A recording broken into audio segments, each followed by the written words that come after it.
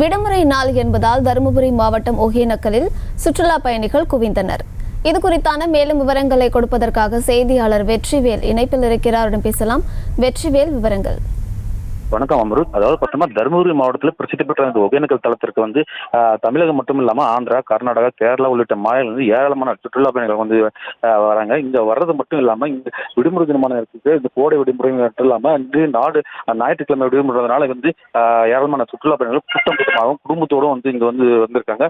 இங்க வர சுற்றுலா பயணிகள் ஐந்தருவி, மினி ஃபால்ஸ், சினி ஃபால்ஸ் உள்ளிட்ட பகுதிகளிலும் பார்த்து ரசிக்கிறது மட்டும் இல்லாம படகு சவாரி செஞ்சு இங்க பிரசித்தி பெற்ற அந்த மீன் வறுவலை சுவைத்து பார்க்குறாங்க. அது மட்டும் இல்லாம இங்க இருக்கக்கூடிய பிரசித்தி பெற்ற தொங்கு பாலத்துக்கு சென்று இங்க சுற்றுலா பயணிகள் பார்த்து அதனுடைய அழகை ரசித்து பார்க்குறாங்க. விவரங்களை வழங்கியமைக்கு நன்றி வெற்றிவேல். செய்திகளை உடனுக்குடனும் துல்லியமாகவும் தெரிந்து கொள்ள சப்ஸ்கிரைப் பண்ணுங்க.